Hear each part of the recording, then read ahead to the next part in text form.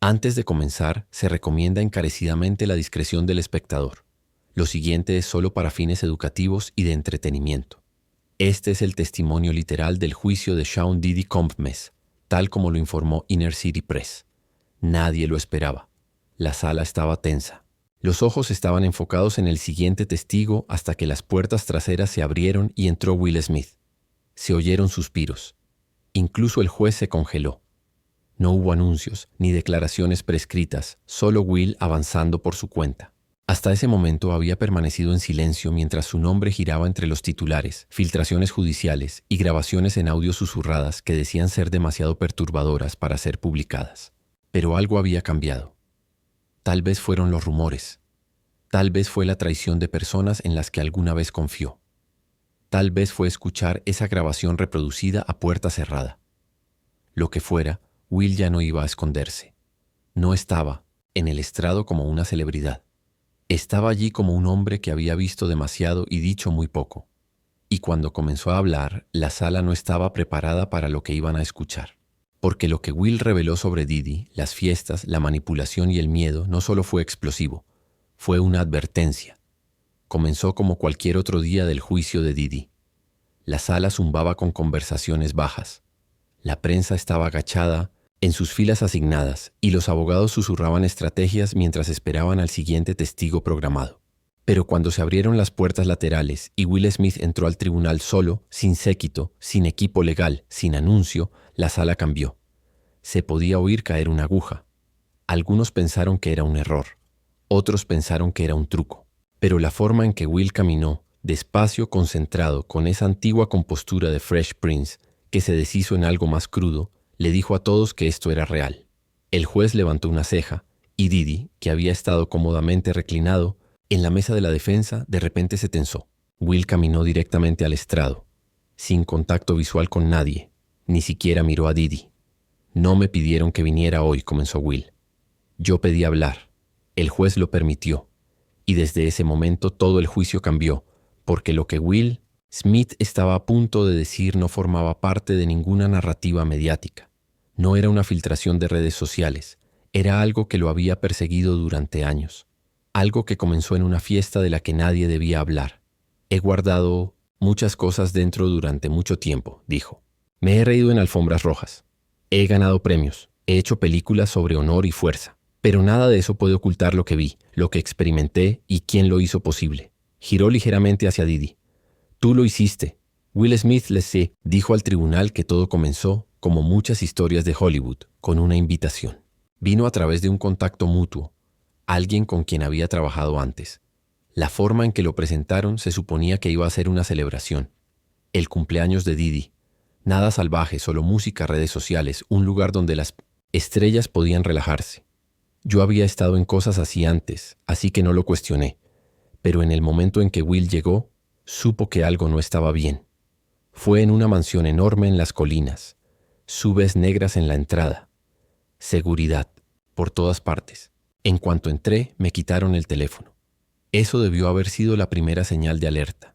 Dijeron que era por privacidad, ya sabes, para proteger a los invitados. Pero sentí que era otra cosa, como si no quisieran que nada saliera. Lo condujeron adentro. Las luces estaban tenues, la música baja y extraña, ambiental, rítmica, casi hipnótica. No había cámaras visibles, pero había espejos por todas partes. Sentía que alguien siempre me observaba. Will dijo que después de algunas copas y una conversación casual, Diddy se acercó directamente a él. Dijo algo como, «Ahora eres parte de la familia», y sonrió.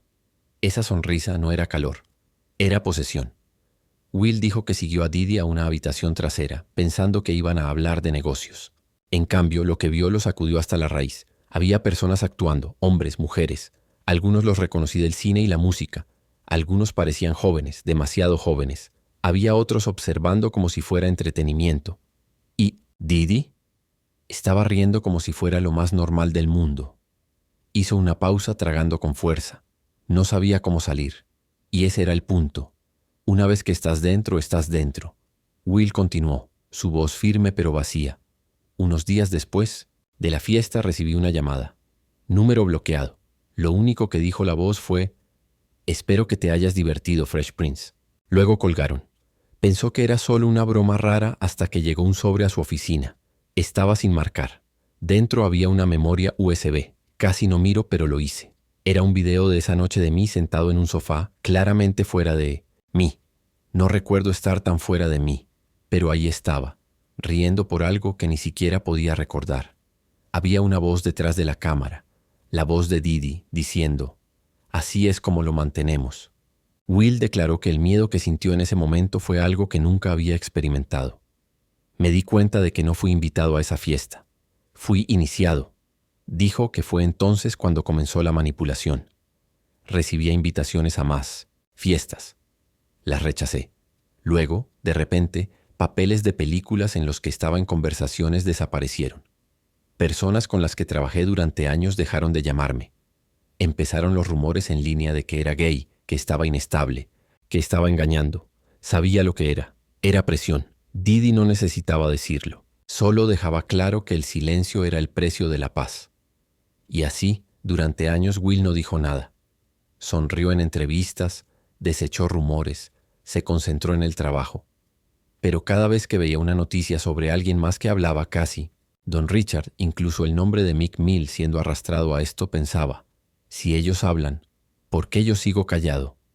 Miró alrededor de la sala. Didi no solo arruinó carreras, hizo que la gente tuviera miedo de decir la verdad. Y eso, dijo Will, fue lo que finalmente lo llevó al tribunal. Will hizo una pausa, miró al jurado y se acercó al micrófono. No era solo un video, eso era la correa. Dijo que desde ese momento todo lo que hacía parecía tener cuerdas atadas a ello. Explicó que las llamadas llegaban a través de su agente, invitaciones a eventos, reuniones, proyectos.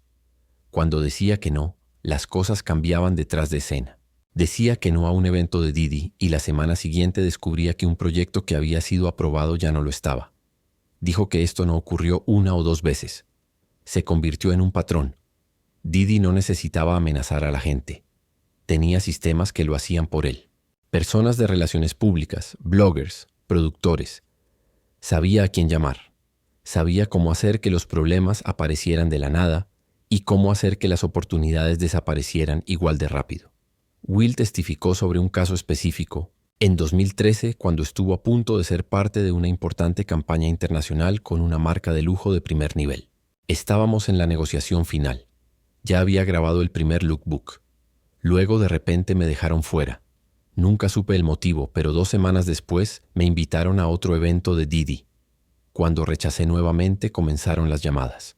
Blogs de chismes con rumores sobre mí que eran extrañamente específicos, cosas que solo alguien con acceso podría haber plantado. Dijo que era una guerra psicológica. Comienzas a sentir que estás loco, que eres paranoico, pero luego lo ves. Los patrones, los castigos. Te das cuenta de que no lo estás imaginando. Te están encerrando. Will le dijo al tribunal que conocía a otras celebridades que pasaban por cosas similares. Algunos de ellos están en silencio ahora. Algunos tienen contratos que no les permiten hablar. Algunos temen ser expuestos de la misma manera. Luego se giró hacia Didi y dijo claramente, no solo coleccionaste personas, las controlaste. Y todos supieron exactamente lo que quiso decir. Will no se detuvo en la manipulación. Explicó cómo el control de Didi no solo se extendía a los artistas, se extendía a toda la fundación de Hollywood. No podías caminar hacia un escenario importante sin rozarte con alguien a quien él había ayudado a poner allí. Will dijo que una vez asistió a una gala benéfica en 2016, donde, tras bambalinas, figuras de alto poder de la música, el cine, la política y la tecnología agradecían a Puff como si él fuera el pegamento que mantenía todo unido. Vi a un ejecutivo de una plataforma de streaming entregarle una memoria USB y susurrar, «Solo tú tienes el corte final». Will no dijo qué había en la memoria USB, pero dijo que confirmó lo que temía. Didi no solo estaba creando redes, él estaba controlando el acceso. Describió momentos en los que vio a otros actores, raperos y figuras públicas comportarse de manera extrañamente sumisa alrededor de Didi, como si intentaran mantenerse en sus buenas gracias, riendo demasiado, cediendo ante él en cada conversación. Me di cuenta de que muchas personas no eran sus amigas, eran sus sobrevivientes. Will testificó que una de las razones por las que permaneció en silencio tanto tiempo fue porque pensó que hablar lo marcaría permanentemente. pero luego se dio cuenta de que ya había sido marcado. En silencio, sin una lista negra oficial, solo susurros, dudas y puertas cerrándose. Dijo que la única razón por la que se mantuvo relevante fue porque su audiencia, el público, no lo dejó desaparecer. Esa es la parte que Puff no controlaba. La gente, explicó cómo, con el tiempo, comenzó a ver las cosas de manera diferente. Empezó a revisar viejos videos, fotos de eventos, fiestas posteriores, ruedas de prensa, dándose cuenta de cuán a menudo la influencia de Diddy se cernía detrás de escena. Siempre estaba allí. Si no estaba en persona, estaba en el poder. Y luego, dijo Will, llegó el momento que lo cambió todo. La voz de Will bajó a un tono más bajo y tranquilo. Me mantuve en silencio durante 20 años. Me convencí de que no estaba pasando o de que no me estaba pasando a mí. Pero luego comenzaron a salir las grabaciones. Dijo que la primera vez que escuchó sobre cintas de audio secretas que se reproducirían en el tribunal, no lo creyó. Luego recibí una llamada.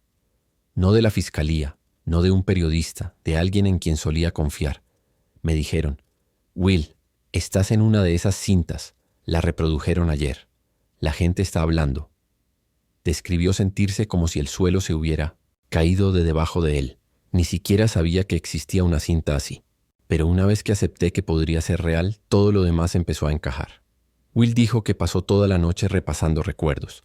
La fiesta, el apagón, el sobre, los números bloqueados. Todo era un sistema, y yo era una de las víctimas. Dijo que el punto de quiebre no fue el miedo, fue la humillación. Me di cuenta de que si no hablaba ahora, mi silencio se convertiría en mi legado, y no podría vivir con eso. Mis hijos van a ver esos titulares, mis nietos podrían verlos. Tenía que hablar. Les dijo al tribunal. Llamó él mismo al equipo de la fiscalía. Les dije, estoy listo. Lo que necesiten, las preguntas que tengan, las responderé. Miró al jurado. No solo fui coaccionado, fui manipulado. Fui filmado y fui usado.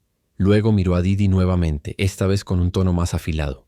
Y tú sabías exactamente lo que estabas haciendo. Will cerró los ojos por un momento antes de hablar nuevamente, como si se estuviera preparando para revivir algo que había luchado por olvidar. Cuando la fiscalía me preguntó si quería escuchar el audio, vacilé, dijo, pero sabía que tenía que hacerlo. Lo reprodujeron a puerta cerrada, sin prensa, sin jurado, solo el juez, los abogados y Will.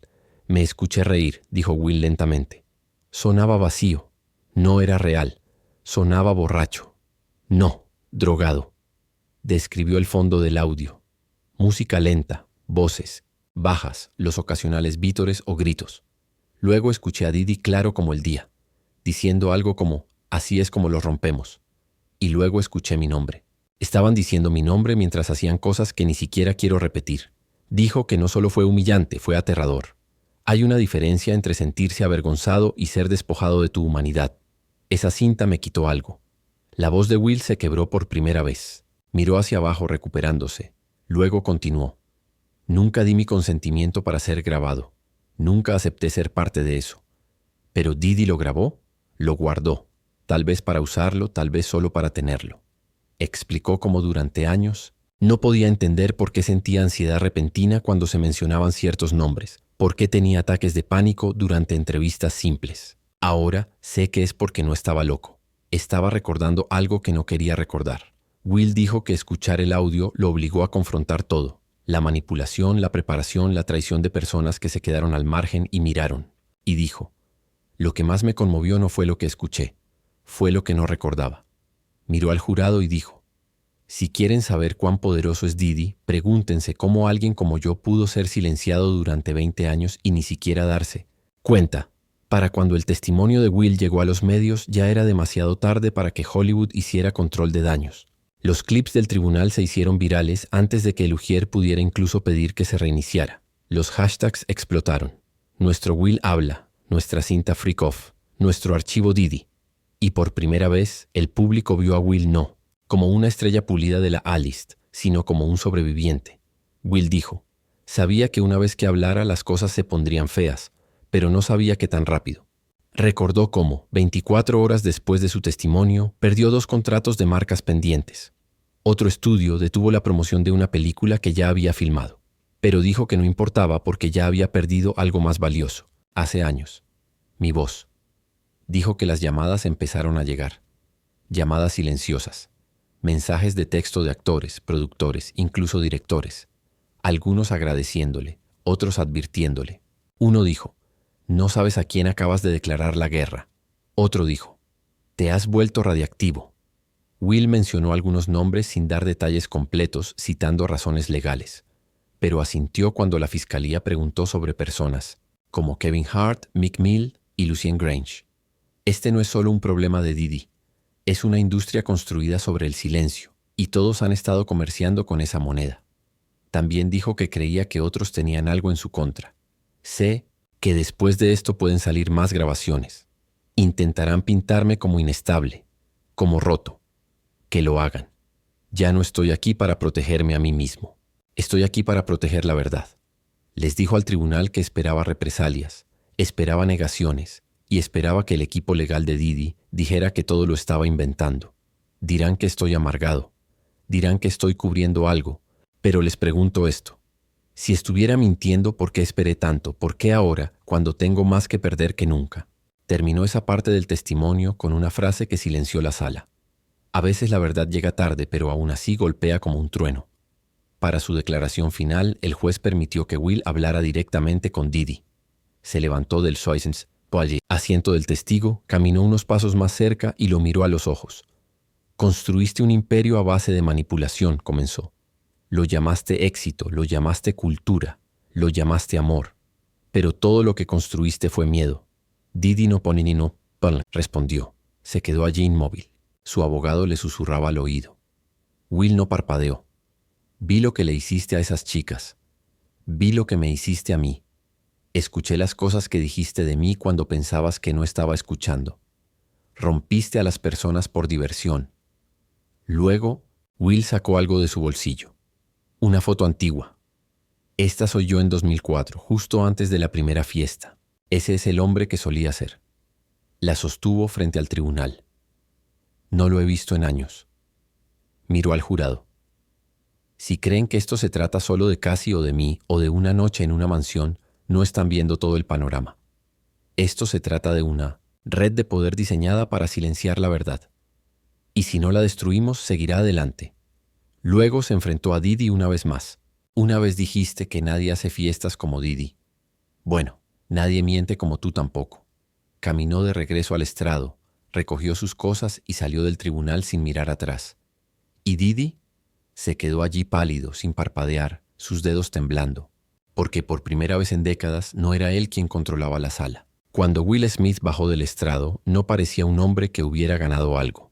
Parecía alguien que finalmente había dejado de correr. La sala del tribunal seguía tensa, casi sin saber cómo respirar de nuevo. Incluso el juez parecía conmovido. Algunos de los miembros del jurado tenían lágrimas en los ojos. Y Diddy, por primera vez en todo el juicio, parecía que no tenía nada más que decir. Will no habló con la prensa cuando salió. No saludó, no posó. Salió por la puerta principal del tribunal con la cabeza en alto, pero sus hombros cargaban el peso de 20 años de trauma. Cuando los reporteros le preguntaron más tarde si se sentía aliviado, respondió según se informó. Alivio no es la palabra correcta. Ya está terminado. Pero fuera del tribunal, el mundo apenas comenzaba a reaccionar. Hollywood entró en pánico silencioso. Los ejecutivos cancelaron reuniones. Las agencias pausaron acuerdos. Directores y productores que antes celebraban a Will Smith de repente vieron cómo sus teléfonos sonaban con preguntas. Las mismas personas que antes decían que era familia ahora emitían declaraciones estándar, de profunda preocupación y compromiso con la verdad.